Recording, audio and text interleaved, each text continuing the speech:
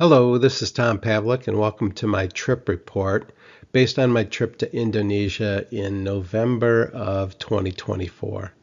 I thought it would be better to put together a video trip report as opposed to a regular written one, just so you can kind of get a sense of more of like the videos that I included and some of that kind of stuff. So I'm going to keep this rather informal. 18-day trip, so it's kind of a long trip, at least by my standards, the longest trip I've ever been on. But I won't go through it day by day. I will, because I birded in some of the same general area for a couple of days, I'll lump a few of these together. So just to kind of give you a sense of where in the world this is, I flew from Detroit to South Korea and then South Korea to Bali. That's really where my trip started. And Bali is in this chain of islands called the Lesser Sunda Islands. And so here's Bali where I started, and then spent a couple of days on the island of Sumba, then over to the island of Timor, and then onto the island of Rote for a night, and then back to Bali, and eventually kind of wrapping up on East Java. And so that was the itinerary. That was not the planned itinerary, but more on that later. So I went with a birding tour company called Bali Birding Tour. Extremely happy with them and highly, highly recommend them. They made really everything really easy for me. You know, just everything from payments to logistics to somebody picking me up at the airport. Everything just kind of went flawless. So I highly, highly recommend them. And my guide, Dion here, was absolutely fabulous. Just really knew his stuff quite well. So the first day, day one, they picked me up at the hotel I was staying at near the airport in Bali, and we flew over to the island of Sumba, and we overnighted in a town called Lewa. One of the first really cool birds I got a chance to see here was red-naped fruit dove. Just spectacular, very striking with the white head and the red nape there. So here's Lewa, and then that was really where we overnighted. So we flew into this side of the island and then drove all the way to Lewa. Of course, stopped along the way, birded here and there, and then we went to Wangapu for a night, and then a long drive over here to the national park, and then we sort of backtracked to Lewa and then flew out. So as we're pulling into Lewa to our, what would they call a homestay, what we would call more of a bed and breakfast, I just thought this was kind of neat, thinking, what kind of neighborhood is this in? You know, this car had obviously been there for a while, but no, it was really fine. So here's really the outside part of the homestay or the bed and breakfast. You know, maybe by our standards, a little more rustic, but I had no problem with it at all. 2 stories here. The owners were very nice, very accommodating. We got there were some snacks for us, and just yeah, it was fine. Everybody was really, really cool. So by the time we got there, it was maybe mid-afternoon. We really just sort of unpacked. I hung out on the back deck for a little while and just kind of checked out some of the birds there that were kind of working around the area there, including this brown honey creeper. We got together, went out to dinner, and then after dinner we went for 2 target birds and got them both, this least bubuk and the Sumba bubuk. Pretty easy to get with our local guide there, so we did well there. So after the first day, I had 27 trip birds, and 16 of those were lifers. One of the things that I picked up on quite early was the fact that there's just not a ton of birds here. If you've birded maybe Africa or South America, or actually many other places, It always seems like it's pretty birdy, but it's just not what you would call birdie there. You're basically after targets that are only found, in these islands. So it's not going to be a huge trip report, but those that you do get are pretty cool. All right, next day, November 2, we birded our way over to Wangapu and spent one night there. And along the way, we picked up this black-naped fruit dove. Indonesia, these islands, really known for a lot of their fruit doves and just how colorful they are. Another bird that were a huge target bird is the Sunda button quail. I don't always get it, but here's the habitat that we're in outside of Wangapu. It's probably in the low 90s, really hot, obviously, drinking lots of water. And we probably walked this area for at least an hour or so. And the whole idea is that you're basically trying to flush these birds. And so after about an hour or so, we finally flushed one and kind of went towards where we saw it land and kind of flushed it again. And then after that, we were done with them. But very secretive, hard to find birds, and very hot. So I was quite happy to get back to the air-conditioned van.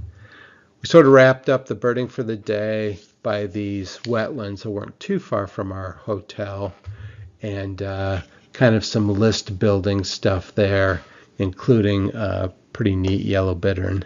But there were a couple of ducks and wader type birds there as well. So pretty neat.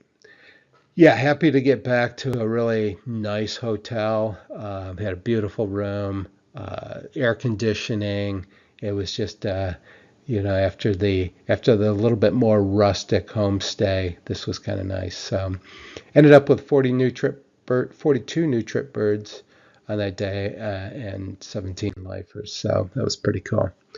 All right, next couple of days, we did some quick birding back around Wangapu in the morning, and then we had a long drive to the national park, and we actually stayed at the ranger station there and spent 2 nights there.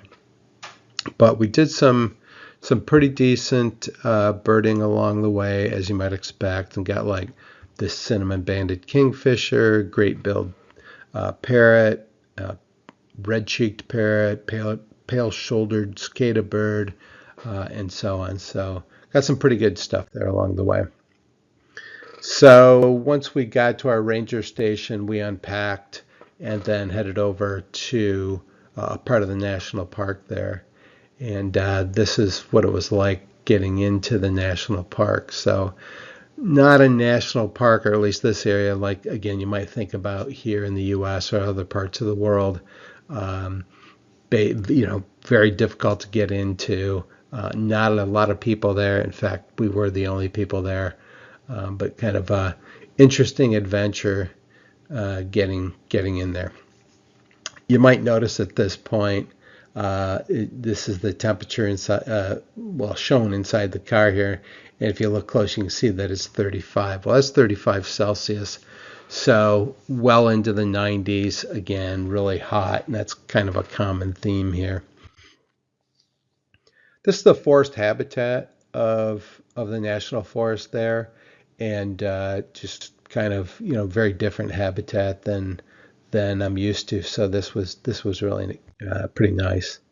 Ended up seeing a lot of really neat things like citron-crested cockatoo, Sumba electus. Some of these are endemics. The Sumba hornbill, and then this pretty friendly gecko that was hanging out with us at the ranger station. So this is the ranger station here. Again, very hot and pretty darn rustic, especially after the nice hotel the night before. But I'll take you through just kind of what the ranger station here looks like. So nice porch area, but you get inside here, it's pretty open and fairly bare here. I did have my own room, not this one. but this one down here. So just a mattress on the floor, kind of a blanket there. One that I don't recall using, and then the bathroom area here. So yeah, pretty rustic, but 2 nights here, I didn't mind. And then it's kind of all the other rooms are sort of like that as well. So pretty typical evening meal here. A lot of rice, vegetables, usually some bread items, and then eggs in some version or another. So I'm not a picky eater, so I had no problem with any of this. That was a pretty typical meal, even breakfast, lunch, and dinner for that matter. All right, so after the day 5 there, wrapped up the ranger station area with 53 new trip birds and 35 new lifers. So pretty high percentage of birds were all new for me. And I had been to Borneo before and other parts of kind of Southeast Asia, be it Thailand and some of the other countries over there. We went back, spent another night at the same homestay, the same bed and breakfast at Lewa, and then the next day after that, we flew to the island of Timor. So again, from the west side of Sumba over to Kupang in Timor. So it might have been early afternoon by the time we got there. Again, warm, okay, hot. But an interesting habitat here in this first spot that we went to. This is called Bipolo Park. So picked up our local guide, went over here, and you can see it's kind of an agricultural area, but we had all these kind of ditches along here have water in them. So we did get some shorebirds. And so we picked up things like buff-banded rail, wood sandpiper, little ringed plover, and a whole host of other types of stuff here, northern fantail, monarch, and so on. I did want to point out little curlew, just because that was a new bird for my guide, who had been birding in Bali and Lesser Sunda Islands a lot. So it's always cool when your guide gets a new bird as well. So for that day, didn't add a whole lot. Just, all we had time for birding was basically during the hot afternoon there. Okay, so we just spent one night there, and then we went to the small island of Rote the next day. And the whole reason you go to Rote is really to focus on a couple of endemics there. So including Rote bubuk. So here's the boarding ferry area here, and there's this big sort of luxury ferry. If you see through the fence here, you can just barely make out a little boat. That's the one that we took, only because it goes a whole heck of a lot faster. We got to the island of Rote, I think maybe a little over an hour or so, and I was on the back of the boat, looking for gulls or terns or really anything. And it's really interesting in these islands, this island chain here. There's just no birds like that. It's just kind of odd that there's, no alcids, no terns, no gulls, nothing like that. But nonetheless, I hung out in the back of the boat and made friends with some of the locals. They were just really infatuated with the American, and most of the males throughout Indonesia smoke, and I was constantly being offered cigarettes, anything to kind of strike up a conversation with the American. It was pretty interesting. Got to Rote. We did a little bit of birding there in the afternoon, but oh, my Lord, it was so hot. We got off the boat at maybe 10 o'clock in the morning or so, and it had to be already 90 degrees. And Dion warned me it was going to be really, really hot on the island of Rote. But Picked up some good birds there. We got all four of the endemics, including rote leaf warbler. And then we also got rose-crowned fruit dove. I mean, the fruit doves are just out of control. These colors are just so cool. Another bird that I really liked a lot was this orange-banded thrush. So we got up at like 4:30 in the morning and headed back to Timor the following morning. But before we did that, picked up a few of these other birds along the way. So so after day 8 there, we added 35 trip birds on the island of Rote, and 26 of those were new lifers for me. Okay, now we're back on the island of Timor, so we took the same ferry boat back to Timor, and we're going to be on Timor for a couple of days here. We're going to get up into the mountains, which was really nice just from a temperature standpoint, but just really pretty enjoyable up there. A very common bird, but a very cool bird is this yellow-eared honeyeater.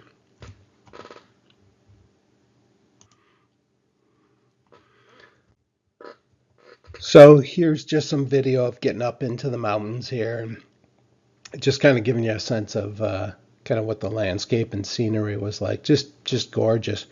As you can see here, when you get out of the towns, or at least out of the city and stuff, and you can see there's just almost no buildings, no homes, very little out there. So it was nice, and we stopped from time to time and tried to pick up some field birds and whatnot, which we did, including pied bush chat. So now we're in this forest area, just kind of waiting for it to get dark so we could go look for another owl. But again, just kind of the sense of what the habitat was like here, going through some of this kind of dry forest area. And here it is, the Timor boobook. Not all the birds always pose nicely for you, including this one. So, but another endemic for me. And again, so now this is the next day, and we're really getting up higher into some of the mountains. Just had a beautiful morning. Just driving up, and then we got up into the one set of mountains here and had a very interesting experience, mostly because of this oriental honey buzzard. So we're walking through kind of this mountainous area. We're down a 2-track, and again, it's part of a national park system. Nobody else really in the park, but we come across this, walking down this 2-track, and we see this oriental honey buzzard gets flushed. I think we flushed it, or somehow took off from this tree. Well, what it was doing, it was feeding on a swarm of bees, or is feeding on the honey from a bee's nest, and which agitated the bees, and this caused a mess. So we're probably, I don't know, 50 feet, I'm guessing, maybe a little bit more. And the next thing I know, my guide, who was maybe 10 or 15 feet in front of me, just started yelling, and he was just like, run, just run. And so before I knew what happened, I had like 20 bees swarming me. And I just ran as fast as I could back up the same trail it came down. And of course, I had my camera and my binoculars, and I had to take those off and just set them on the side of the road just so I could run faster to get away from these things. I mean, it was bad. I've probably got at least a dozen bees on my t-shirt, and they're stinging me. And so I ran like maybe 3/4 of a mile before I finally got away from them. But I was still like trying to pick a couple of them that were on my clothes and stuff. And so here's one of the bee stings that I got on my forearm here. I think I ended up with like 6 or 7 stings. Fortunately, I'm not allergic to them, but of all the trips I've ever done, this was probably the most concerning. I think that's the best way to put it. But we all survived. My guide got hit pretty bad too. His face was pretty swollen. I don't know how many times he got stung.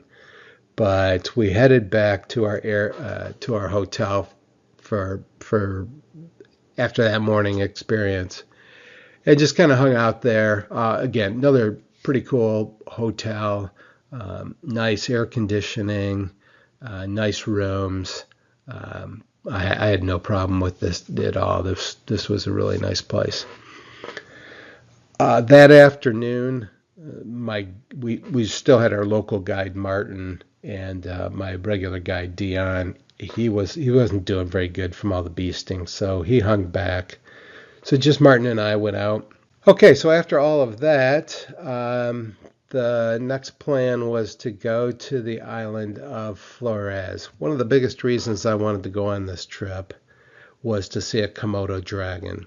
And to go to see a Komodo dragon, you have to go to the island of Komodo. And you don't fly into Komodo, you fly into the larger neighbor island called Flores. Well, unfortunately, there was an active volcano. We get to the airport and they said, your flight is canceled. We can't let you go. Active volcano. So we ended up just staying on Sunda for Timor for another day. And then the following day, we tried again to get back to Flores, and same issue. Volcano still active, can't get there. So that was a big bummer. So we just kind of went out to lunch. This is kind of a typical lunch place where you might just order something right off the menu. I fell in love with this sparkling tea called Tebs. That was quite tasty. I wish I could have brought some home. But after all of that, so we spent one more night in Kupang in Timor, and we're staying at a really nice hotel here. They treated us really good. So it's called the Crystal Hotel in Kupang, and we got the VIP treatment there. So very happy with them and putting us up and had a really nice room. So yeah, after all of that, we said goodbye to Martin, and that was the end of our time on Timor. All right, so the next couple of days, instead of going to Flores, we went back to Bali, and I have to hand it to Bali Birding Tours. We just grabbed the next flight out to Bali. And while we were on the flight, they just sort of took care of everything, like new accommodations, new itinerary, new everything. So they did a fabulous job, and it was just all seamless to me. So instead of going to Flores, we went to Bali, and again, basically just had an afternoon to bird there. So there's a water treatment plant not too far away from our hotel, so we just spent a couple hours there. So did not go to Flores, went to Bali, and then again, just that afternoon, we birded around this sewage treatment plant, or sewage lagoon.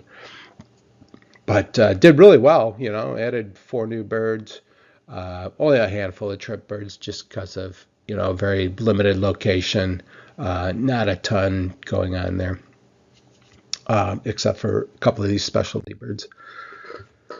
Very good. Now moving along, day 13, day 14, we're still on Bali, but we're down around the Denpasar area, like the south end of Bali. So The better birding is more up by Bali National Park, which is in the northwest part of the island. So that's where we headed, and we wanted to get over to Java anyhow. So we birded along the way, of course, and had a really good day actually. So this actually Dion lives on Bali, and so he knows this area even better.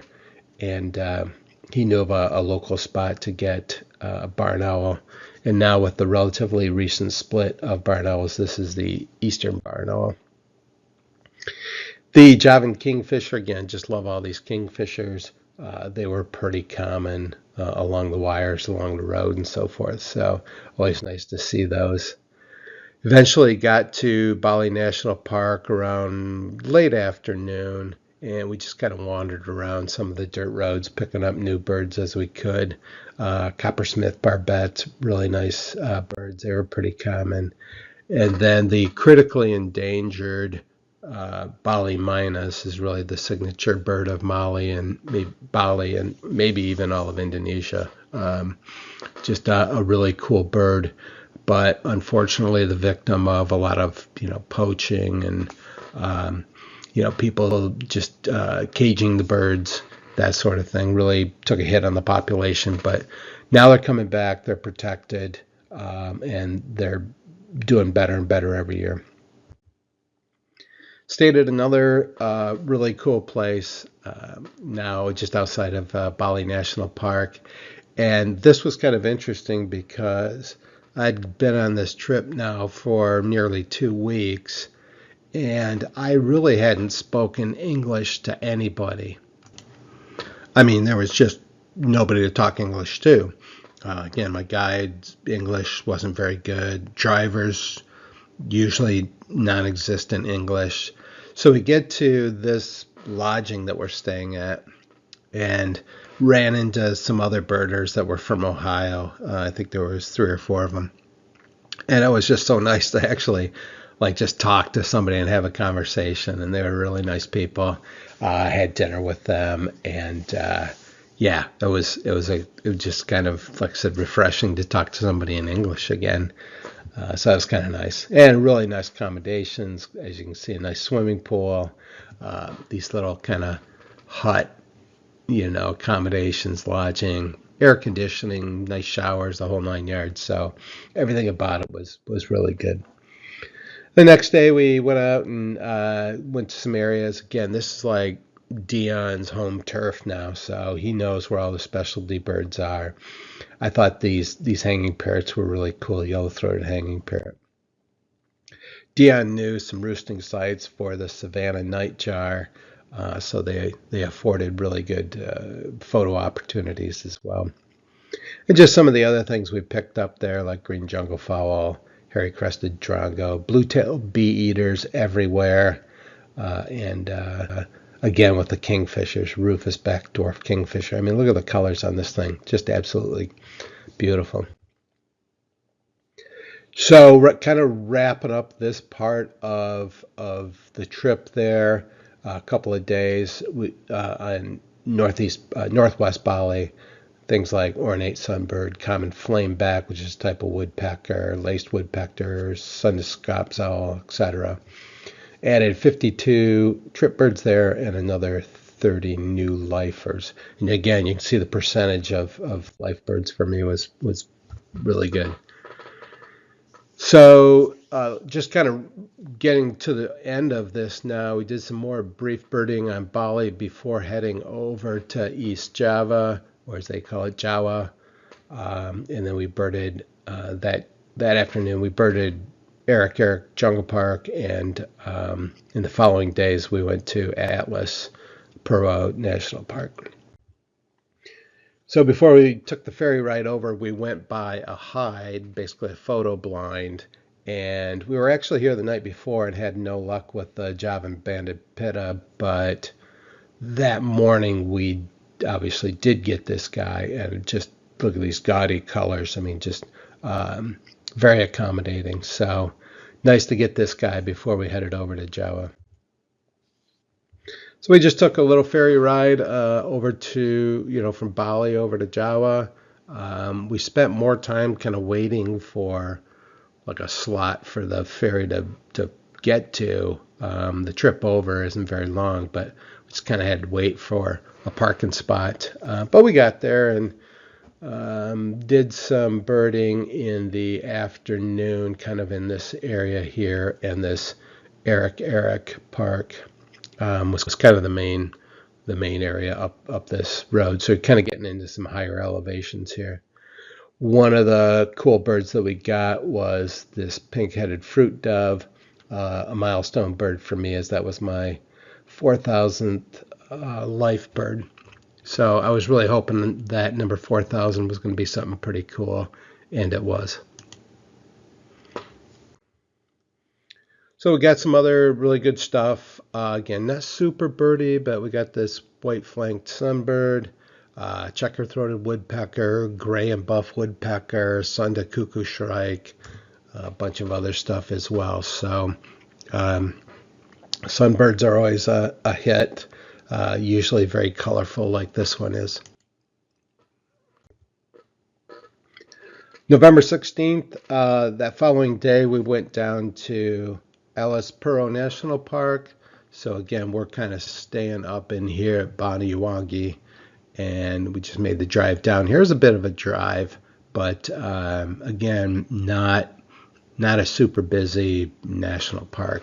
And again, the park was beautiful, but not a ton of birds. It was very kind of interesting. I mean, again, if you were in South America or something like that, there would just be birds everywhere. But we kind of had to work for them, but did get some cool stuff. Another hornbill, oriental pied hornbill, the Javan black-capped babbler, and then the similar-looking lesser adjutant and the Asian woolly-necked stork. Caught those in flight there, obviously. And then kind of a last full day, went back to that Eric forest area, kind of northwest here of Bajuwangi, kind of up in this area here. Birded there basically the entire day. We came across another hide. Well, Dion already knew about the hide, but we spent some time there trying to bring in some birds. And the Sunda thrush I just thought was beautiful. Very accommodating, nice photo opportunities. Got some other good stuff, orange-spotted bulbul, snowy-browed flycatcher.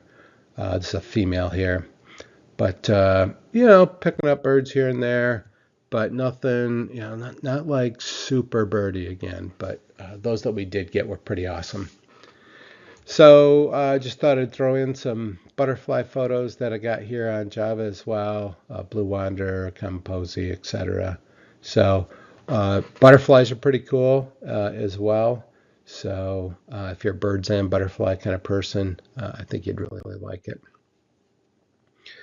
So really after day 17 and kind of trip final here, I had 282 trip birds, 173 life birds, and got my 4,000th life bird. So we just basically got back, took the ferry back to Bali, and then had the long drive back to Denpasar, and that really kind of wrapped up the trip. So again, highly recommend Bali Birding Tours. I was really happy with them. Everything, especially the hiccup that we had in the middle, with not being able to get to the Komodo Island and all of that. They just changed all the arrangements and just took care of everything, and it was just seamless to me. So I hope you enjoyed the video and kind of get a sense of what this might be like. If you have any questions, feel free to make a comment here, and I'll try to get back with you. Take care.